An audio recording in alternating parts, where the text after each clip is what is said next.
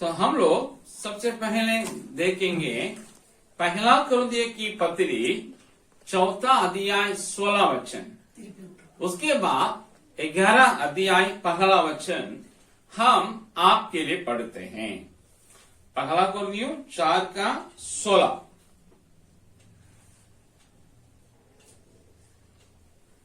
इसलिए मैं तुमसे विनती करता हूं कि मेरी सी चाल करो। 11 अध्याय का 1 वचन है, तुम मेरी सी चाल चलो जैसा मैं मसीह की सी चाल चलता हूं। हम यहां देखते हैं पौलुस कुरिन्थ पत्री के द्वारा कुरिन्थ कलीसिया के लोगों को लिख रहा है, तुम मेरी सी चाल चलो जैसा मैं यीशु मसीह की चाल चलता हूं। मतलब इमिटेट करना है। जैसा कोई व्यक्ति किसी सेलिब्रिटी का इमिटेट करता है, नकल करता है, उसी प्रकार आप और हम किनका नकल करें? यीशु मसीह का नकल करें। किसी सेलिब्रिटी का नहीं, इसलिए कि किसी भी सेलिब्रिटी के पास कोई आदर्श नहीं है, रोल मॉडल नहीं है, ताकि लोग उसका आदर्श रूप मान करके उसका फॉलो कर सके, उसका नकल कर सके, उसके पीछे हो ले सके। लेकिन दुनिया में एक ही एक जन है जिसको पूर्ण रूप से इंसान नकल कर सकता है, पूर्ण रूप से इंसान उसका पीछा कर सकता है, पूर्ण रूप से इंसान उसको रोल मॉडल रूप में मान सकता है। वो है हमारे प्रभु यीशु मसीह। इसे भली भांति प्रेरित पौलुस जानने के वजह वो यीशु मसीह के नकल किया और अभी अपने अनुयायियों को, अपने शेरे लोगों को, अपने आस्था को फॉलो करने वाले, विश्वास को फॉलो करने वाले सारे मसीहियों को, ईसाइयों को वो कहता है यीशु मसीह का चाल चलो, उसका नकल करो। यीशु मसीह का नकल किन किन बातों में करें? हमारे जीवन के हर एक बात के लिए यीशु मसीह का ही हमें नकल करना होगा। उन सब अभी हम आपके सामने रख नहीं पाएंगे। हमारे पास मुश्किल से 40-45 मिनट है, मुश्किल से। इसलिए हम एक बात आपको सिखाने के लिए चाहता हूं, वो है धन्यवाद करना, धन्यवादी होना। पढ़िएगा यूहन्ना 6 अध्याय 11 वचन मैं आपके लिए पढ़ूंगा। यूहन्ना रचित सुसमाचार का 6 अध्याय उसका 11वां वचन मैं पढ़ता हूं। तब यीशु ने रोटियां ली और धन्यवाद करके बैठने वालों को बांध दी और वैसे ही मछलियों में से जितने वे चाहते थे बांध दिया है। ये जो घटना है जिसको अभी हम पढ़े, ये है चारों सुसमाचार में दर्ज है। मत्ती, मरकुस, लूका, यूहन्ना, चारों सुसमाचार सुनाने वाले प्रचारक लोग अपने अपने कृतियों में क्या किए हैं? दर्ज करा दिए हैं। मत्ती और यूहन्ना सचमुच में इसको देखे, क्योंकि उनके चेले होने के नाते उन लोग साथ रहे, देखे और अनुभव किए, इसलिए वे रिकॉर्ड कर दिए। मरकुस यीशु मसीह के प्रधान शिष्य पतरस के चेले होने के नाते वो सारी बातें पतरस के द्वारा सुने और सुन करके वो अपने कृति में मरकुस सुसमाचार में वो भी दर्ज करा दिया है। वो ना केवल पतरस के शिष्य, लेकिन यीशु मसीह के समकालीन व्यक्ति भी था। यीशु मसीह का जो फसक पर्व मनाना था, जो प्रभु भोज का निर्माण हुआ था, वो इसी के घर के ऊपरी कोठरी में हुआ करके पंडित लोग कह रहे हैं। तो और लूका भले वे यीशु मसीह के चेले नहीं थे, आज चेले लोगों का भी चेले नहीं थे, लेकिन वो भी यीशु मसीह का समकालीन व्यक्ति था। यीशु मसीह यहूदिया में थे, उसी वक्त में ये यहूदिया के बाहर, पैलेस्टीन के बाहर संबोध है, सीरिया में वो रहा। वो गैर इजरायली, गैर यहूदी, गैर मसीहिता और परमेश्वर के सुसमाचार जब संभवतः वो प्रेरित पौलुस के द्वारा सुन करके विश्वास में आए, यही वजह वो उनके मिशनरी यात्रा में साथ साथ रहा। और जो यरूशलेम गए, सारी यहूदिया गए, हमारे प्रेरित पौलुस जब खरीद थे, उस वक्त में जब कैसरिया में खरीद थे, उस वक्त में वो गलील में रह करके शोध किया, यीशु के माता मरियम से बातें की, शोध करके अपने कृति लूका रचित सुसमाचार को रचाए, उसमें वो भी दर्ज करा दिए यीशु मसीह इस चमत्कार को। ये चमत्कार यीशु मसीह करने से पहले यह एक समस्या के रूप में वो आए। ये घटना एक समस्या के रूप में आई। बहुत लोग हैं, 5,000 स्त्री, पुरुषों से अधिक स्त्रियां थी, बच्चे थे। इन लोगों को खाना खिलाने का बहुत बड़ी चुनौती यीशु मसीह के सामने आई।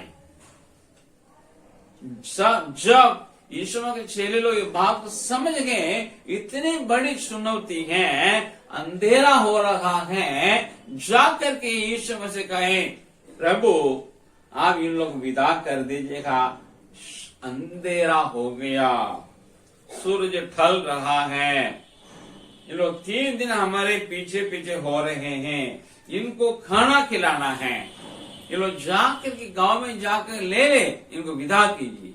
यीशु ने कहा नहीं, तुम्हीं को खिलाना होगा। ये लोग हमारे पास क्या है?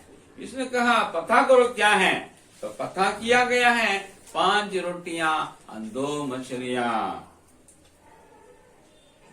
जब एक छोटे से लड़के के पास ये था, उन्होंने कहा ये किन के लिए है? ये लड़का के लिए ही ठीक है, उसी का टिफिन है। तो यीशु मसीह ने क्या किया है? लाया गया है। यीशु मसीह जो उसके हाथ में मिला, वो धन्यवाद कहा अपने पिता परमेश्वर को, तब आशीष दिया है, तब भांड दिया है। वो सबके लिए पर्याप्त, ना केवल उससे भी बढ़कर बच भी गया, भार टोकरी में भरने लाए। प्रियो, आप और हम जिस साल में प्रवेश किए हैं, उस समय से लेकर के आज के दिन तक थोड़ा देखें, क्या आप कभी, हम कभी भूखे रहे? भले हमारे आवश्यकता पड़ी होगी, लेकिन हर आवश्यकता परमेश्वर हमारी आवश्यकताओं पूरा किया। कभी भी आप कमी घटी को, हम कमी घटी को भोगे नहीं, एहसास किए, लेकिन परमेश्वर ने हमें पूरा किया, हम उसको भोगे थे। न केवल वो हैं, हम औरों को भी देने लायक परमेश्वर बलवंत बनाया।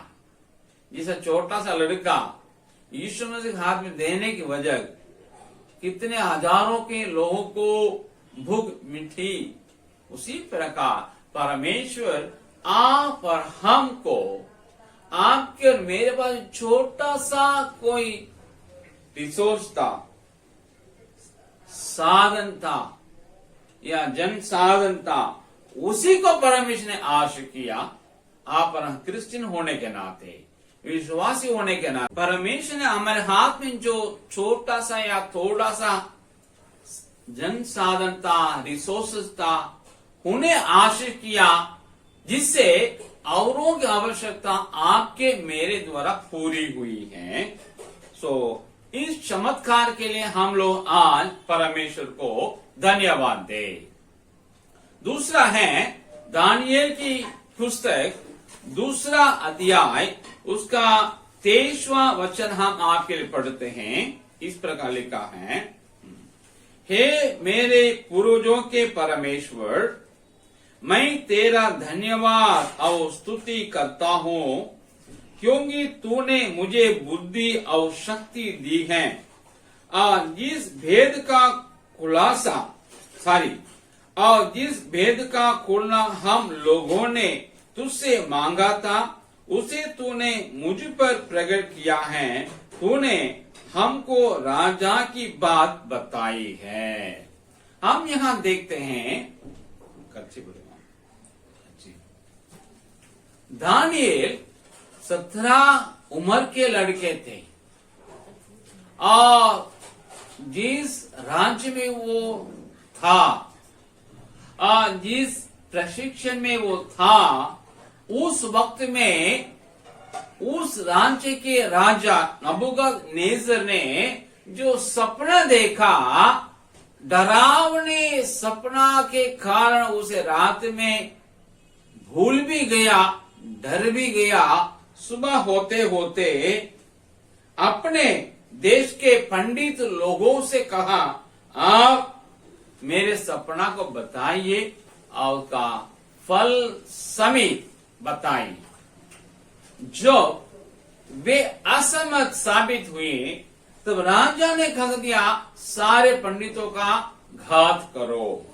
आगे इसकी पंडिताई से मेरे लिए शांति नहीं, इसकी पंडिताई से हमारे साम्राज्य के लिए शांति नहीं, हमारे साम्राज्य के लिए भलाई नहीं होती, तो इन लोगों रगते क्या लाभ है, घात कर दो। तो घात करने जब निकले राजा के सेवक, तब वे प्रशिक्षण में जो था हमारे दानियेल और उसके संगियों को भी, उसके साथियों को भी घात करने के लिए आए। तो दानियेल ने बहु चतुराई से बात करके बात को समझा, आसाना को समझा और समय भी मांगा राजा का पास पहुंच करके, आप समय दीजिए, हम आपके सपना को बताएंगे और फल समेत बताएंगे। जब राजा ने सपना समय दिया, दानियेल अपने साथी लोग अननिया, मिशाएल, अजरिया, जिनका उस समय का वहां का नया नाम था शद्रक, मेशक, आबेदनेगो, उनके पास जाके कहा, चारों जवान मिलकर प्रार्थना किया। परमेश्वर ने दानियेल को रात्रि में उनको सपना में राजा का सपना को बताया और फल भी बताया। जब राजा ये बात को जाना, ये ज्ञान को पाया, ये प्रकाश को पाया, तब तुरंत राते रात परमेश्वर का धन्यवाद कहा, उसकी स्तुति किया। ये हमारे लिए अनहोना था, लेकिन परमेश्वर यहोवा तूने हमें प्रकट किया ताकि हम राजा को बता सकें, जिसे राजा में शांति आए, जिसे हमारे सारे साम्राज्य में शांति आए, जिसे हमारे सारे साम्राज्य के लिए भलाई हो, जिससे सारे साम्राज्य के पंडित लोग जीवित रहे और हम लोग भी जीवित रहे। प्रियो, बात हुई सचमुच में आप और हम जहां रहते हैं, जहां काम करते हैं या जहां पढ़ाई करते हैं, वहां में इस साल में कितने बार समस्या आई हैं, अशांति का वातावरण आया है, खतरनाक हमारे डेविड तक आया है, लेकिन याद करें परमेश्वर ने आपको मुझे को ज्ञान दिया जिससे हम अपने क्षेत्र, अपने परिसर, अपने परिवार, अपने खानदान, अपने इलाका में जो अशांति का वातावरण आए उसे दूर किए। आपके मेरे परमेश्वर के ईश्वरीय ज्ञान के कारण शांति आई और कायम रहा। आज तक वो कायम है। थोड़ा उसे स्मरण करें। परमेश्वर का दिया उस ज्ञान के लिए हम इस वक्त में परमेश्वर को धन्यवाद करें और स्तुति करें। और तीसरा है यूहन्ना रचित सुसमाचार 11 अध्याय उसका 41वां वचन को हम आपके लिए पढ़ते हैं।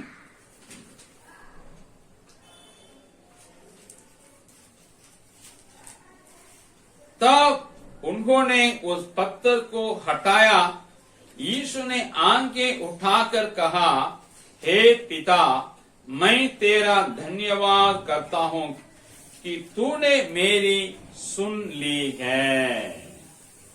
यह हम देखते हैं यीशु मसीह जब बेथानिया में नहीं थे तो उसके प्यारे परिवार माता मरिया लाजर का एक सदस्य, एक अकेला भाई लाजर का निधन हो गया। जब वो बीमार था उन बहन लोगों ने यीशु मसीह को खबर भेजा जिसे आप बहुत प्रीति रखते हैं यीशु मसीह, वो बीमार हैं। लेकिन उन लोग मालूम नहीं था ये मौत के योगी है या मौत का कारण बन सकता है। लेकिन यीशु मसीह अपने चेलों से जरूर कहा, हमारे मित्र मरने पर हैं, लेकिन जानने के बावजूद भी यीशु मसीह वहां ठहर गया है। 3 दिन ठहर गया है और उसके बाद वो बेथानिया में आता है। आकर के उनसे मिलने के लिए जा रहा है। रास्ता में ही मरियम आ गई है, रो रही है, बोलती हैं, अगर आप यहां होता मेरे भाई नहीं मरता। लेकिन रो करके चली गई क्यों? उसका आशा तो टूट गई, फिर आशा आ नहीं सकती है। मर गए तो क्या करें? जाकर के अपने बहन मार्ता को कहती हैं, रबी आ गया, गुरु आ गया, प्रभु आ गया। तो वो भी जाकर के क्या करती हैं? मिलती हैं। तब सॉरी पहले मार्ता आई, बाद में मरियम आई है। सो मरियम आती है, उसके बाद हम देखते हैं वो भी रोती है। अब यहां पे बहनों का आंसू पोंछने के लिए यीशु मसीह ने क्या किया है? लाजर को जिलाया। 3 दिन के बाद जो शरीर, जो लाश बन करके सड़ गया, उसमें से दुर्गंध निकल रहा था, उससे यीशु मसीह जिलाया। यीशु मसीह ने क्या कहा? अपने पिता से कहा, तूने मेरी सुन ली। यीशु मसीह प्रार्थना किया, इसको जगाने के लिए जा रहा है। यीशु मसीह प्रार्थना किया, परमेश्वर ने सुन लिया, इसलिए अभी उसको क्या करने जा रहा है? जलाने जा रहा है। हम कहता पत्थर को हटाओ। उन लोग बोलते हैं 3 दिन हो गया, क्या करे, दुर्गंध आएगा। तो यीशु ने कहा हटा दो। तो हटाया गया। यीशु ने कहा, ए लाजर बाहर आ। वो आ गया। मतलब जिनके जीवन में आशा खत्म हो गई थी, वहां यीशु मसीह ने आशा दिलाया लाजर को जिला करके। जिनका दुख इतना गहरा था, यीशु मसीह ने उसको बदल डाला, खुशी में तब्दील कर दिया है। जिनका विश्वास कमजोर था, यीशु मसीह ने उसको मजबूत किया। थोड़ा सोचें, याद करें, विचार करें, आपके मेरे द्वारा परमेश्वर इस साल में कितने बार दूसरों के आंसू पहुंचा है, दूसरों के दुख को खुशी में बदल डाला है। जिनके जीवन में आपके और मेरे द्वारा कमजोर विश्वास को मजबूत बनाया, जो आज प्रभु में स्थिर हैं, हम आज उन बातों के लिए भी यीशु मसीह के लिए परमेश्वर के लिए धन्यवाद देंगे और स्तुति करेंगे।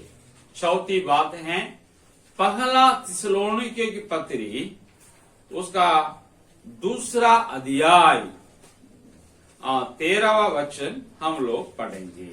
मैं आपके लिए पढ़ता हूं, पहला थिस्सलुनीकियों 2:13।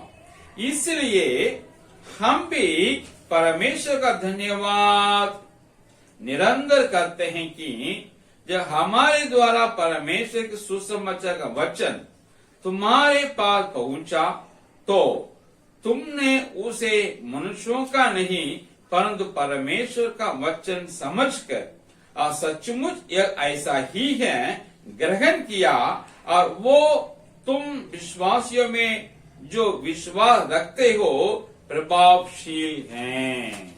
मतलब पौलुस, प्रेरित पौलुस एशिया से गए यूरोप, वहां फिलिपी शहर में प्रचार करके विश्वासियों को बना करके कलीसिया स्थापना करके आगे बढ़ गए। थिस्सलुनी के आगे वहां भी वो गैर मसीहियों को सुसमाचार सुनाए, उन लोगों ने स्वीकार किए, विश्वासी बन गए, उनके जीवन में परिवर्तन आ गया। कर्म परिवर्तन, जिसको लोग समझते हैं धर्म परिवर्तन, गलत समझते हैं।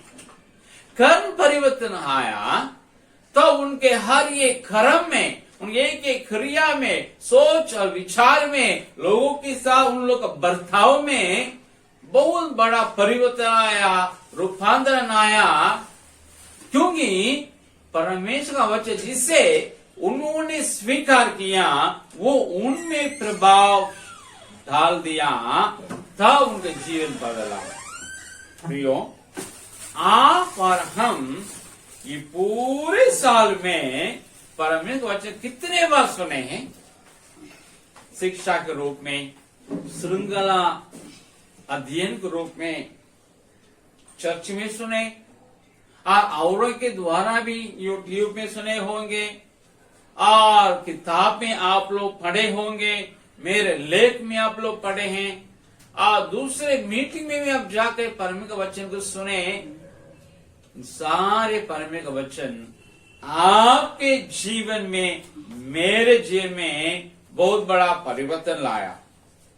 मैं समझता हूं 1 जनवरी 2024 में जैसे आप और हम थे सोच विचार में, स्वभाव में, लोगों के साथ हमारे बर्ताव में, वैसे आज आप और हम नहीं हैं।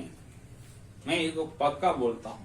कई चीजों में आप और हम क्या बदल गए हैं, क्योंकि परमेश्वर का वचन हम लोग प्रभाव डाल दिया। एक एग्जाम्पल हम बता देंगे। पिछले सप्ताह मतलब 15 तारीख मैंने उधार की बात कहा। अगर आप क्रिश्चियन हैं, हम क्रिश्चियन हैं, कोई हमसे उधार मांगता है, हम दें, ये सोच कर ना दें, ये मिल जाएगा।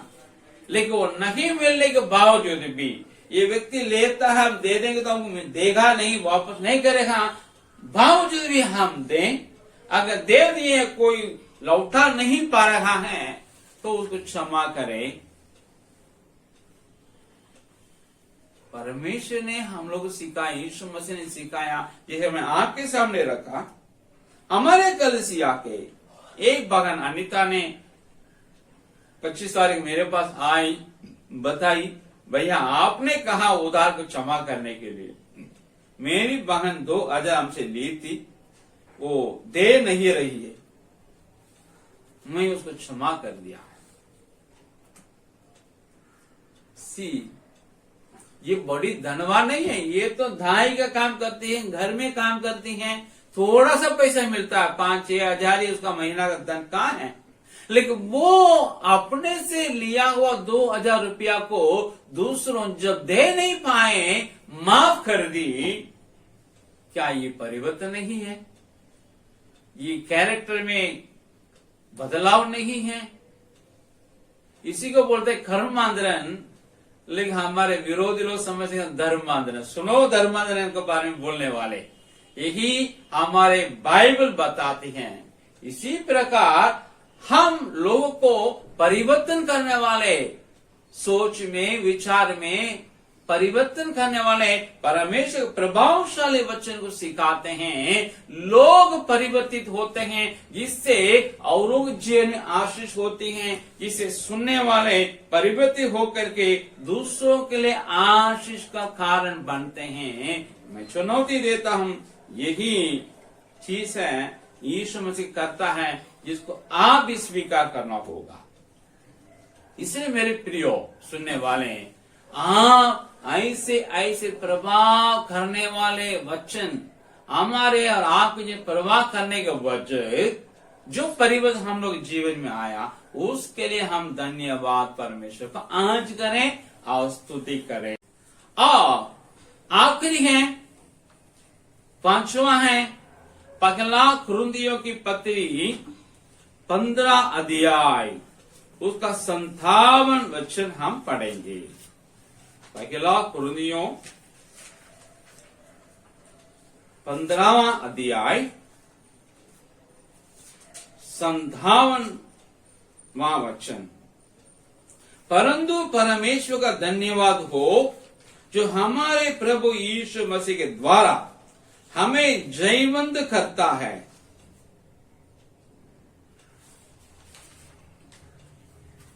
परमेश्वर एक एक क्रिश्चियन को, एक एक विश्वासी को, अपने एक एक अनुयायी को क्या करता है? जयवंत बना देता है। उनके जीवन में कई समस्या आती हैं, विरोध लोग करते हैं, उनके अपने आस्था को प्रैक्टिस करने में, अभ्यास करने में लोग उसमें हर्डल अडंगा मारते हैं, बाधाएं डालते हैं। बावजूद भी एक क्रिश्चियन सारे बाधाओं को तोड़ करके सबको ऊपर उभर के एक जयवंत जीवन बिताते हैं। उनका विश्वास कायम रहता है, वो कमजोर नहीं होते हैं लेकिन मजबूत होते हैं। थोड़ा याद करें, 1 जनवरी में आपके मेरे विश्वास कितना बलवंत था, आज कितना बलवंत है। अगर हम उससे बढ़कर आज बलवंत हैं, याद रखें, समझें, आप और हम जयवंत हो गए हैं। हम जयवंत से भी बढ़कर करके रोमियो की पत्री में पौलुस लिखता है, मतलब अलेक्जेंडर द ग्रेट, सिकंदर महान जयवंत था। दुनिया में कई लोग जयवंत थे, जयवंत हैं, जयवंत होंगे भी, लेकिन क्रिश्चियन हैं, एक एक विश्वासी हैं, चाहे पढ़ा लिखा हो या अनपढ़ हो, धनी हो या निर्धन हो, पुरुष हो या स्त्री हो, बूढ़ा हो या बच्चा हो, जवान हो या बुढ़ापे की तरफ आगे बढ़ने वाला हो, एक जन जयवंत से भी बढ़कर है। ये बच्चे को सुनने वाले एक ही कृष्ण मैं आपको कहता हूं, आप जयवंत ही नहीं लेकिन जयवंत से भी बढ़कर हैं, जिसे जानने के लिए 1 जनवरी का आपका विश्वास आज 29 दिसंबर का आपका विश्वास को थोड़ा देख के तुल्य करके देखिएगा, तुलना करके आपको मालूम होगा आप कितना बड़ा जयवंत हैं, जयवंत से भी बढ़कर हैं। यदि परमेश्वर यीशु मसीह के द्वारा आपको मुझको जयवंत के जीवन चलाने के लिए अनुग्रह किया, साल के अंत में हम जयवंत से बढ़कर हो गए हैं, तो क्या इसके लिए आप और हम परमेश्वर को धन्यवाद और स्तुति नहीं करना है? इसलिए ये आखिरी रविवार के इस आराधना इन वजह से हो, आप पर हम जयवंत से बढ़कर हैं, जयवंत हैं। जीवन जीवन जीवन आपके मेरे जीवन परिवर्तित है, हम लोग औरों का जीवन भी परिवर्तित हो गए हैं।